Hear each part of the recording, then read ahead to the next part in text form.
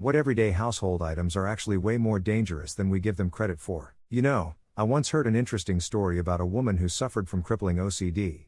She had to quit her job because she was always terribly paranoid about the iron being on. She suffered for about 10 years before she went to a therapist who suggested that she simply take the iron with her when she goes out. It totally worked and she was able to get a stable job after that. Well, I almost died from walking barefoot on a yard that had ant killer pellets spread on it when it was a little wet. It started to shut my nervous system down and I just collapsed. I remember tasting metal and then fading out. So my answer is any killer pesticide. Thank God it was me and not one of my daughters. Hey guys, much like you, I love reading people's stories on Ask Reddit.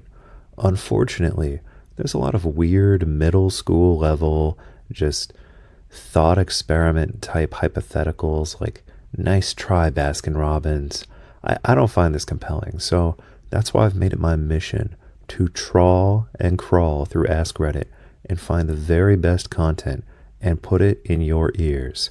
That's why I'm begging you, like and subscribe. If there's anything I can do to help you out, give you the kind of content that you crave to help you get through your workday, let me know in a comment. But please like and subscribe. Yep. Hotel I work at had a man slip in the bathroom and pass a few years ago. They called his wife, who they thought was staying with him, only to find out he was having an affair. Just want to clarify, the mistress had gone out for whatever reason, so he was alone when he slipped. According to the gnawing voice in the back of my head, it's the garbage disposal which calls me like a siren to shove my grubby little fingers into it every time I turn it on. But I resist the allure. Serious answer, refrigerators. I think they crush a bunch of people every year when someone tries to move them unassisted. In hindsight, I should have thrown a Gom Jabbar joke somewhere in here. Sorry Reddit, my B. Throw rugs in senior citizens' houses. Literal death traps. They trip on that tiny little edge of carpet or it slides on the floor and now you have an old person with a broken hip and a death sentence. Just for clarification, I meant their personal houses or homes or any senior living place. Not nursing homes. But really it's a problem with any potential tripping hazard. That tiny little threshold ledge between rooms? Yep, that too. Do your elders a solid and try to trip-proof their living spaces. My dad learned this trick while I was on a Boy Scout camping trip from some of the more pyro-leaning scouts. Fast forward several years and I'm in college. There's a wasp nest hanging from the carport light fixture. He remembers the spray can flamethrower. What does he reach for? Engine starter fluid.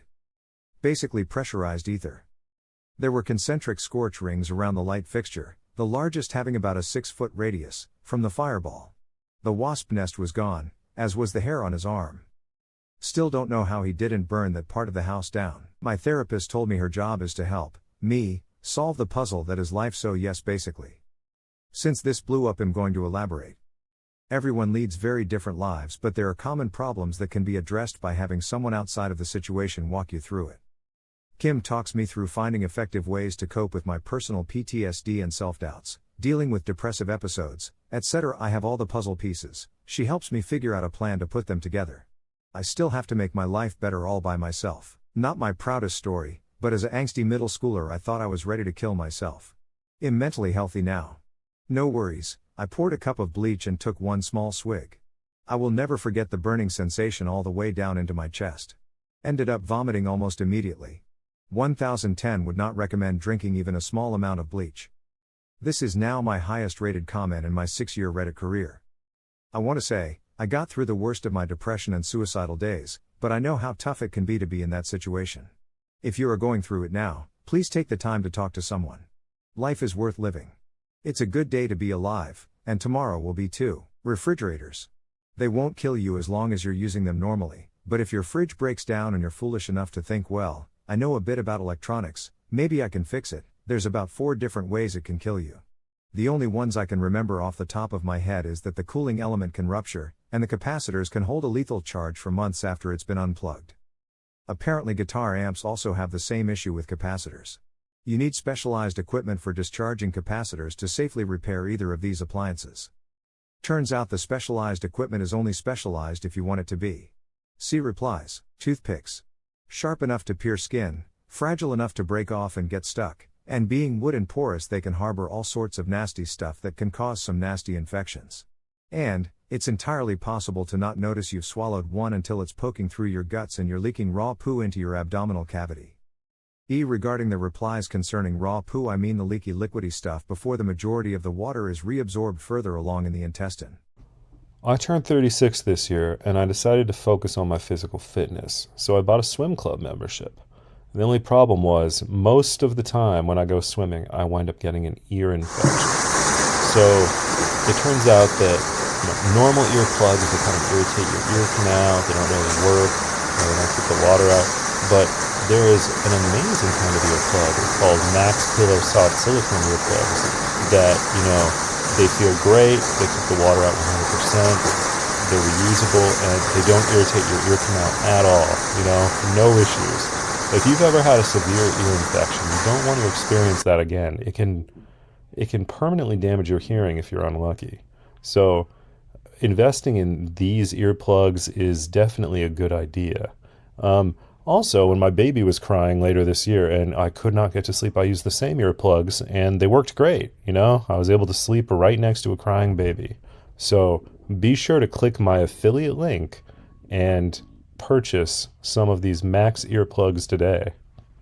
When I was in high school, a girl a grade below me committed suicide by drinking a good amount of bleach and then hanging herself in her bathroom. I remember someone saying that drinking bleach is supposed to numb your throat. That whole story just has been stuck in the back of my head for years and I rarely use bleach. My dad was totally degloved, think that's the right word, and his thumb was only attached by a shred of something trying to fix a garage door. It happened when I was really young, so I'm not 100 with the details. After that he stopped working construction and went to college, so he never had to fix one again. It'd probably make sense to distinguish potential harm and likely harm. A sharp knife has the potential to do a lot more harm, but since it's easier to control, you're less likely to have an accident. A dull knife has less potential, but you're more likely to mess up with it. GT, I remember someone saying that drinking bleach is supposed to numb your throat. There was a Reddit thread literally a couple days ago where folks were discussing the worst ways to die, and drinking bleach was near the top. Basically, you burn little holes in your esophagus. Then when your body instinctively attempts to make you vomit, the bleach will now leak out of your burnt esophagus and into your lung cavities for more internal damage fun. Meanwhile, you get to feel every moment of it. It's a horrible way to go. Space heaters made in the last 15 years are actually really safe with redundant safety features that cannot fail. What makes them unsafe are people using cheap extension cords or power strips that aren't rated to take that kind of power load.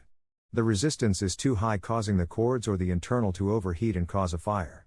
You should only be plugging them directly into the wall outlet or be using a heavy-duty extension cord intended to be used in a workshop. Also, if you do have an accident, the cut from a sharp knife causes much less damage to the surrounding tissue.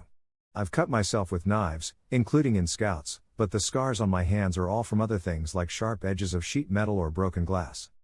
Saw it somewhere else and it reminded me, the worst one is from clamshell packaging. On Halloween of my 16th year I impaled the ball of my foot with a toothpick. Amp, X200B. My friend was having a Halloween party, so the night before I had made a cake, used a toothpick to test if done, then scooped up all the garbage from the counter and dumped it in the trash. The toothpick took a detour to the rug beside the trash.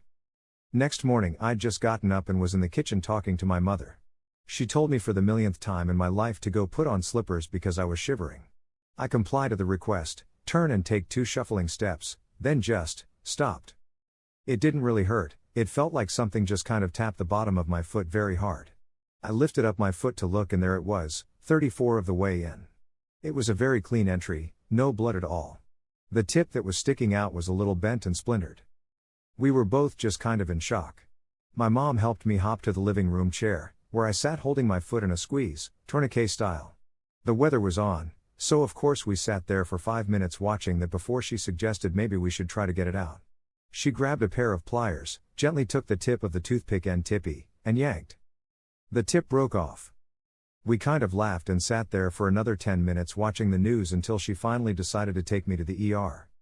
I have quite the Novocaine tolerance, but of course the doctors didn't think a teenage girl knew best about that. Several foot jerks from the scalpel digging in my foot fixed that, also landing me with a bigger scar. He kept having to get smaller and smaller scalpels. Every 30 seconds he would ask for a higher gauge scalpel.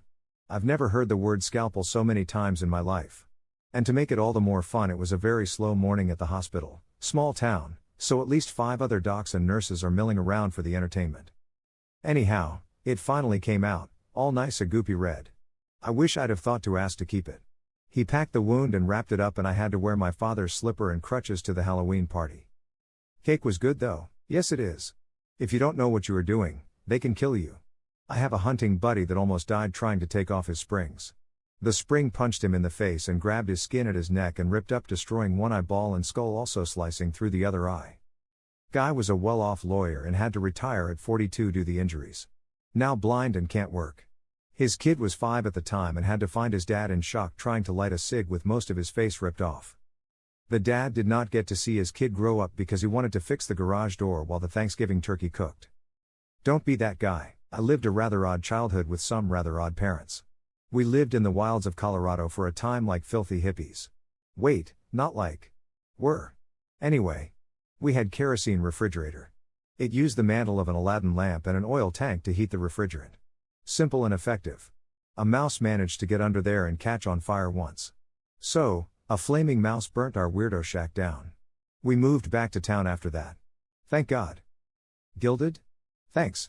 I really should write about growing up and the crazy crap about that happened. It's interesting. My Sil broke her foot by dropping a frozen ham on it. The ER didn't believe her and called the police on my brother because he made some joke about, well, what do you think happened? I pushed her down the stairs? He then had to spend several hours trying to prove they didn't even have stairs. Frown. If there's ever a fly or a mosquito or like a yellow jacket or some weird unknown insect in my house, my wife will not leave me alone until it is dead, and she will blame me personally for having a house that an insect entered.